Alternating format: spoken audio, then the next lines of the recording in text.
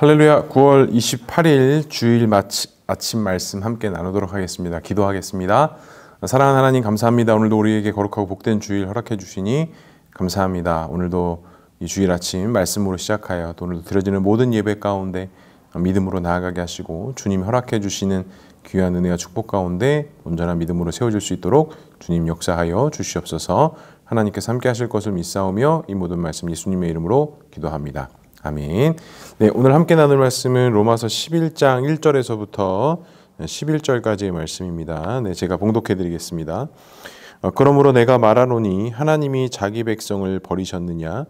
그럴 수 없느니라. 나도 이스라엘이니요 아브라함의 씨에서 난 자요 베냐민 지파라.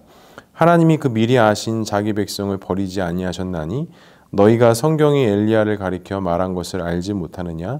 그가 이스라엘 하나님께 고발하되 주여 그들이 주의 선지자들을 죽였으며 주의 제단을 헐어버렸고 나만 남았는데 내 목숨도 찼나이다 하니 그에게 하신 대답이 무엇이냐? 내가 나를 위하여 바울에게 무릎을 꿇지 아니한 사람 7,000명을 남겨두었다 하셨으니 그런즉 이와 같이 지금도 은혜로 택하심을 따라 남은 자가 있느니라.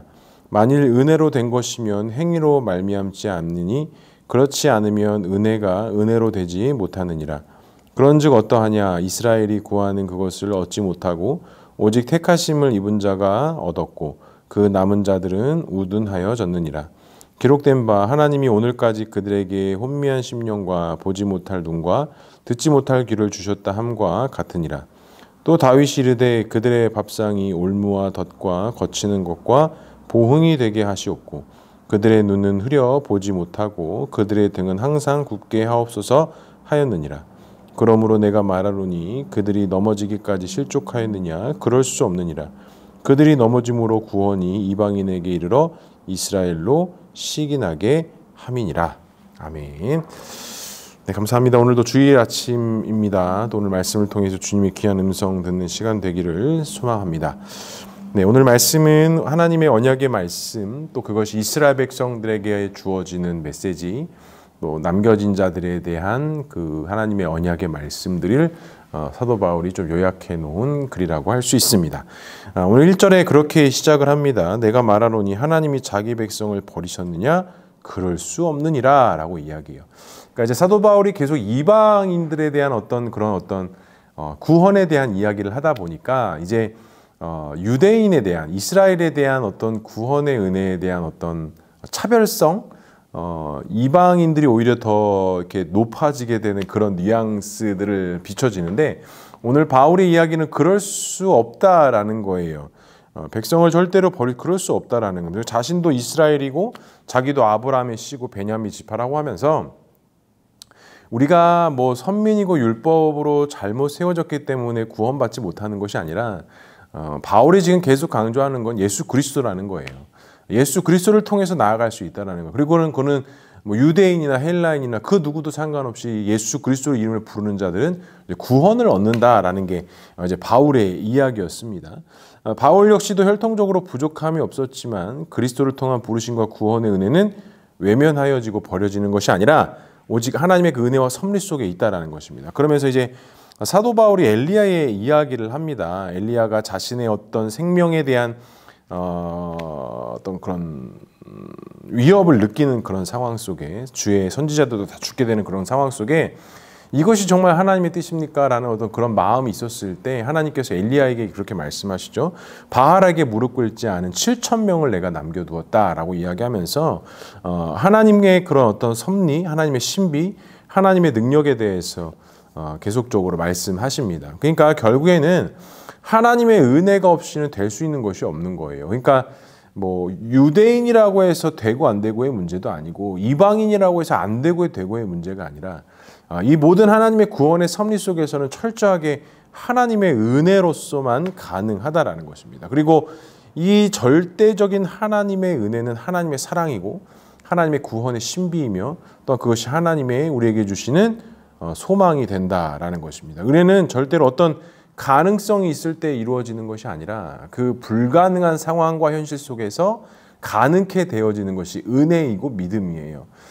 그래서 제가 항상 이 은혜가 나오면 그 필리비안 씨가 쓴 책에서 항상 그 내왔던 예화가 좀 기억이 나는데 하나님의 은혜가 무엇이냐, 하나님의 은혜가 무엇이냐, 무엇이다라고 말할 수 있느냐 이렇게 이야기를 하면서 예화로 그런 얘기를 듭니다. 거지가 길을 걸어가다가 이제 복권을 하나 주신 거예요. 근데 그 복권이 1등에 당첨이 된 거예요. 근데 이게 말이 됩니까? 안 됩니까? 말이 안 되는 얘기죠. 그런데 필리비안시가 그런 얘기합니다. 그게 바로 하나님의 은혜이다. 말이 안 되는 것이 하나님의 은혜이다라고 이야기를 해요. 그러니까 하나님의 은혜라는 것은 내가 생각하고 내가 설정한 그 한계의 범위 내에서 일어나는 것이 아니라 어찌 보면 그것보다 훨씬 더 많은 더 넓은 범위 내에서 하나님의 역사가 나타나는 것이 하나님의 은혜라는 것입니다. 그렇기 때문에 우리가 바라보는 시각, 우리가 초점, 생각할 수 있는 그 범위에 그 은혜를 제한해서는 안 된다는 거예요.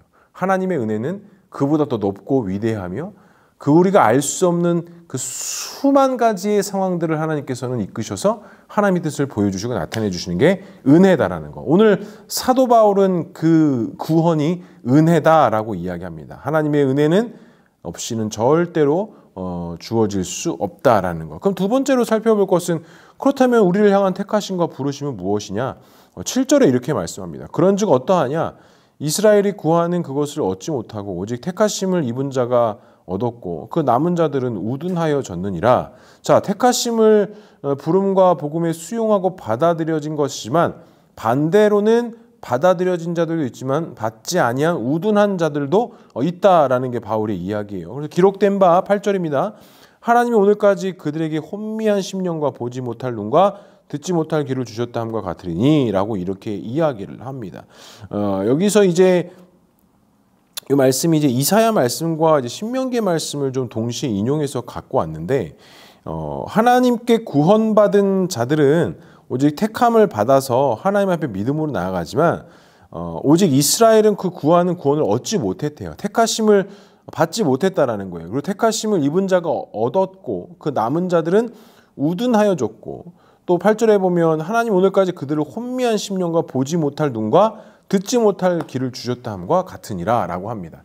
그러니까 구원의 은혜를 받은 사람들은 듣는 귀와 보는 눈과 또 바라볼 수 있는 믿음을 허락하시지만 그것을 받아들이지 않은 우둔한 자들은 혼미한 심령, 보지 못할 눈과 귀, 듣지 못할 어떤 귀, 마음으로 깨닫지 못하는 심령을 얻지 못한다라는 것입니다.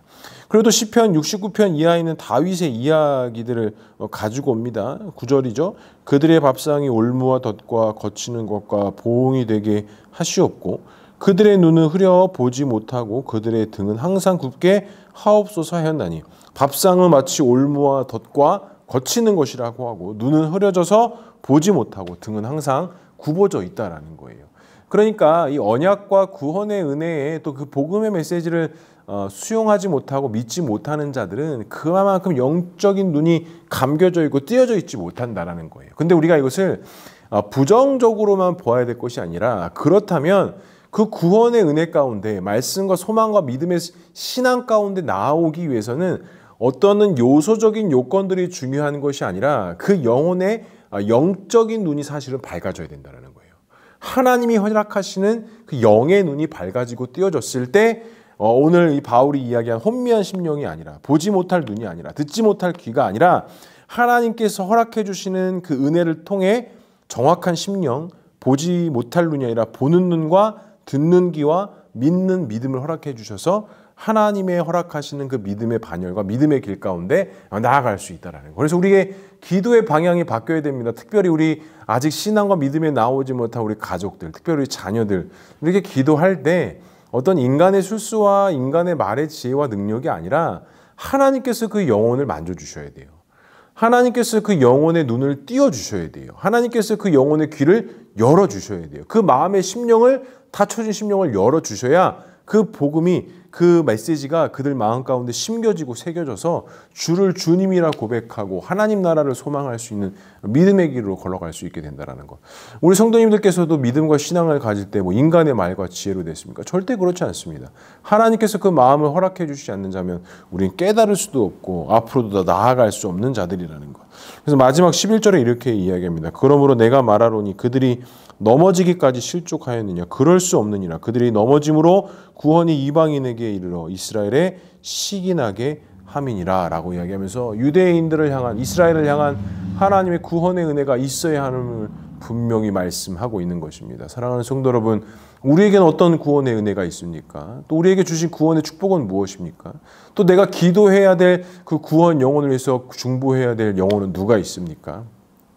우리의 기도의 방향과 좀 기도의 방법이 분명했으면 좋겠습니다. 어떤 교회의 매력적인 부분들, 좋은 교회, 좋은 공동체, 물론 그것도 필요한 것이죠. 가시적인 교회가 분명히 필요한 것이니까. 하지만 그보다 더 먼저 앞서서 하나님께서 그 영혼의 마음을 열어주시고 그의 마음을 생각을 열어주시고 눈과 귀를 열어주셔서 주의 말씀이 그 심령 가운데 그 영혼 가운데 새겨지고 선포되어지고 심겨져야 한다는 것. 전 이건 확신합니다. 분명히 주의 말씀을 듣고 심겨지고 선포되어오는 자리에 반복되어지고 함께 있기 시작하면 성령께서 그 영혼들을 긍휼히 여기시고 정말 가랑비에 옷 젖듯이 그 영혼들의 마음과 생각들이 점점 변화되어지게 된다는 것. 그래서 우리가 해야 될 일이 무엇입니까? 기도밖에 없습니다. 정말 기도하고 간구하는 것밖에 없어요. 그리고 정말 특별 계시 영역 속의 말씀, 또 일반 계시 영역, 우리가 살아가는 모든 생활 속에서도 하나님을 발견하고 신존재를 발견하여서 믿음으로 나아오는 그런 은혜가 있게 해달라고 우리가 함께 기도해야 할 것입니다. 성도 여러분, 오늘도 우리가 주님 전에 나와서 함께 예배드리고 믿음으로 나아갈 것인데 또 오늘 드려지는 예배가 우리 가운데 참된 소망과 참된 은혜가 되기를 주님의 이름으로 간절히 축복합니다. 그래서 다른 것이 우리에게 먼저가 되는 것이 아니라 정말 하나님의 기쁨과 소망으로서 믿음으로 나아가는 그런 주일 하루, 또 그런 공동체 모임, 또 우리 교회가 되어지게 하셔서 우리 모든 것이 하나님의 기쁨과 소망으로 세워져 나갈 수 있기를 주님의 이름으로 간절히 축복합니다. 기도하겠습니다. 하나님 감사합니다. 오늘도 우리가 주님을 믿음으로 고백하고 소원하며 나아갑니다.